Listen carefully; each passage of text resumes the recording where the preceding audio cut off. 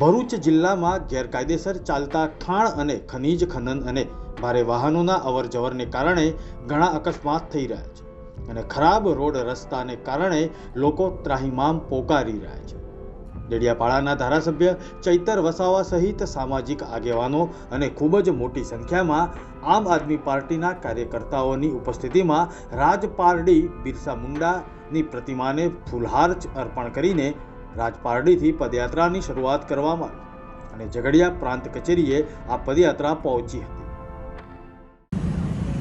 આજે જે રીતે ભરૂચ જિલ્લામાં બેફામ રીતે ઝઘડિયા તાલુકામાં ગેરકાયદેસર રેતીની લીજો ચાલે છે, સિલિકાના પ્લાન્ટો ચાલે છે, રેતી કરસરો ચાલે છે, કોરી કરસરો ચાલે છે, જેના કારણે આ બેફામ બનેલા ઓવરલેડ ભરીને જતા ટ્રકો દ્વારા અનેક યુવાનોના મૃત્યુ થાય છે। હમણાં અઠવાડિયા પહેલાં સુમિત વસાવા કરીને યુવાન ટીઆરબીને અડફેટે લઈને એમને ટ્રક દ્વારા કચડી નાખવામાં આવ્યા। ગઈકાલે સાંજે જ અમે જ્યાં ઊભા છે ત્યાં એક વિક્રમ વસાવા કરીને યુવાનને પણ રોડ ક્રોસ કરતી વખતે એક ટ્રક ચાલકે અડફેટે લઈને મરણ કરીને જતા રહ્યા છે। ત્યારે આટલી બધી બેરોકટોક જે આ માફિયા, રેતી માફિયા, ભૂમાફિયાની જે આ વિસ્તારોમાં ઇનલીગલી જે ધંધાઓ ચાલે છે, અમે અગાઉ રેલીઓ કરી, આવેદનપત્ર આપ્યા, છતાં તંત્ર અને વહીવટી ખાણ ખનીજ વિભાગ હોય, કલેક્ટરશ્રી હોય, પ્રાંત હોય, એમના પેટનું પાણી નથી હલતું। એટલે અમને લાગે છે આમાં તમામ અધિકારીઓને હપ્તા પહોંચતા હશે, કમલમ સુધી હપ્તા પહોંચતા હશે તો જ આવા બેફામ બનેલા રેતી માફિયા હોય, સિલિકા માફિયા હોય કે કોરી માફિયા સામે કોઈ પણ જાતની કાર્યવાહી નહીં થતી। સાથે સાથે એશિયાની સૌથી મોટી જીઆઈડીસી જ્યારે ભરૂચ જિલ્લામાં હોય, ઝઘડિયા, અંકલેશ્વર સમેતના જીઆઈડીસીઓમાં સ્થાનિક યુવાનોને કાયમની રોજગારી મળતી નથી, માત્ર દાડિયા મજૂર તરીકે લેવામાં આવે છે, 12 કલાક કામ કરાવીને શોષણ કરવામાં આવે છે।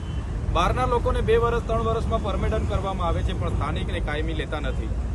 ત્યારે એના વિરોધમાં સાથે સાથે આ ભરૂચ જિલ્લાના રસ્તા એ સ્ટેચ્યુ ઓફ યુનિટીને જોડતો ભરૂચથી લઈને ઝઘડિયાવાળો રોડ હોય, અંકલેશ્વર વાલિયા નેત્રંગનો રોડ હોય કે દહેજનો રોડ હોય, આજે પણ અનેકવાર રજૂઆતો કરવા છતાં તંત્રના પેટનું પાણી નથી હલતું અને એમાંથી જે ધૂળ ઉડે છે, રેતી કોરીઓમાંથી જે ધૂળ ઉડે છે, આજુબાજુના ગામના લોકો ત્રાહિમામ પોકારી ઉઠેલા છે। જીએમડીસીમાંથી જે દૂષિત પાણી નીકળે છે એનાથી આજુબાજુ ગામના ઢોરો મૃત્યુ પામે છે અને લોકો એ પાણીના ભોગે આજે અનેક રોગોથી પીડાય છે। ત્યારે અમે સરકારને કહેવા માંગીએ છીએ, આજે તો અમે રાજપાડીથી લઈને ઝઘડિયા સુધીની પદયાત્રાઓ કરી રહ્યા છે, પછી પણ સરકાર સફાળે નહીં જાગશે તો દિન 7 પછી અઠવાડિયા બાદ 10 દિન બાદ અમે ખૂબ મોટા પાયામાં ઝઘડિયાથી લઈને ભરૂચ સુધીની પણ પદયાત્રા કરીશું અને તંત્રને જગાડીશું। આવનારા દિવસોમાં એ યાત્રા અમારે કાઢવાની ફરજ પડશે ત્યારે અમે ઝઘડિયાથી લઈને નેશનલ હાઈવે 48 થઈને કલેક્ટર કચેરીનો ઘેરાવો અમે કરીશું।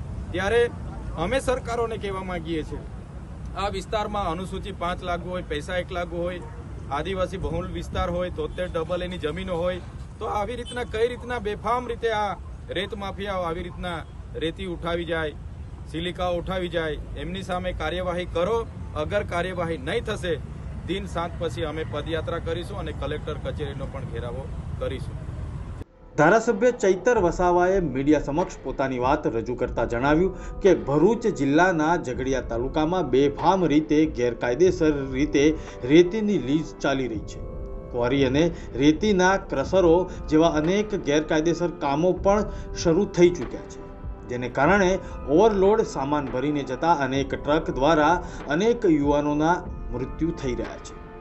અહીં ચાલી રહેલા રેતી માફિયાઓના કામો વિરુદ્ધ અમે અગાઉ અનેક વખત રજૂઆતો કરીને આવેદનપત્રો પણ આપ્યા છે, તેમ છતાં તંત્રમાં કોઈ પણ વિભાગનું પેટનું પાણી હલતું નથી।